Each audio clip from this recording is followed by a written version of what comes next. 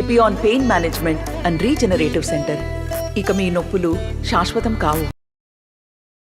TDP అభ్యర్థిగా MS రాజుని ధృవీకరించారు, బీఫామ్ కూడా అందుకున్నారు. సార్ ఫస్ట్ ఆఫ్ ఆల్ మీ కంగ్రాచులేషన్స్. అనూహ్య పరిణామాల మధ్య మీకు మడకశిర సీటు లభించింది, ఎలా ఉంది?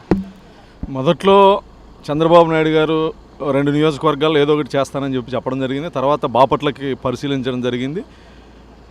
అన్ని రకాలుగా ఆలోచించి ఈరోజు మడకశిర బీఫామ్ని నాకు ఇవ్వడం జరిగింది. కష్టపడ్డ వాళ్ళకి న్యాయం జరుగుతుందనడానికి నేను ఒక నిదర్శనం.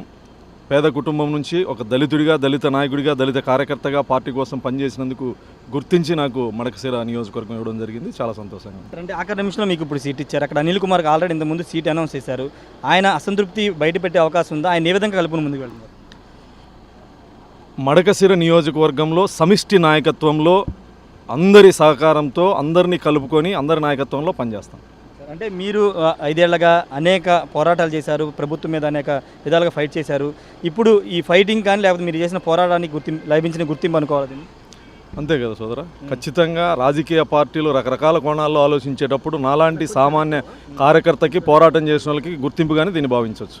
ఫైనల్గా గెలుపు అవకాశాలు ఏ విధంగా ఉండే అవకాశం ఉంది? ఖచ్చితంగా మడకశిర నియోజకవర్గంలో గ్రామీణ స్థాయి నుంచి రాష్ట్ర స్థాయి వరకు మండల నియోజకవర్గ అందరి నాయకుల్ని కలుపుకొని ఖచ్చితంగా మడకశిర నియోజకవర్గంలో విజయకేతనం ఎగరేస్తాం. అనంతపురం జిల్లా క్యాండిడేట్ల మీద మీ అధ్యక్షుడు విమర్శలు చేశారు. లారీ డ్రైవర్ అని, లేకపోతే అలా వాళ్ళకి టికెట్లు ఇచ్చారని ఒక విమర్శలు చేశారు. దాని ప్రభావం ఉండే అవకాశం ఉంది?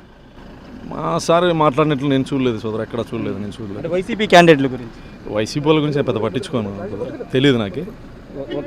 All the best sir. Thank you. మొత్తంగా అయితే ఖచ్చితంగా అది కష్టానికి తగిన గుర్తింపు అని చెప్తున్నారు ఎంఎస్ రాజు. ఆఖరి నిమిషంలో సీటు కేటాయించడం పట్ల సంతోషం వ్యక్తం చేస్తున్నారు. మొదటి బాపట్ల ఇస్తారని చెప్పారు, కానీ తర్వాత అక్కడ ఆల్టర్నేటివ్ ఇవ్వాల్సి వస్తడం వల్ల ఇప్పుడు మడకశిర కేటాయించారు ఎంఎస్ రాజు చెప్తున్నారు. ఏదేమైనప్పటికీ మార్పులో భాగంగా మడకశిర అనిల్ కుమార్కి సీట్ ఇచ్చినప్పుడు ఇప్పుడు ఆయన స్థానంలో ఇప్పుడు ఎంఎస్ రాజు సీట్ ఇవ్వడం పట్ల ఆయన కూడా హర్షం వ్యక్తం చేస్తున్నారు. Camera person ప్రసాద్తో Rayesh RTV, Undavalli నుండి. మరిన్ని వీడియోస్ కోసం ఛానల్ ని సబ్స్క్రైబ్ చేయండి. లేటెస్ట్ అప్డేట్స్ కోసం వాట్సాప్ ఛానల్ ని ఫాలో చేయండి. అండ్ లింక్ డిస్క్రిప్షన్ లో ఉంది.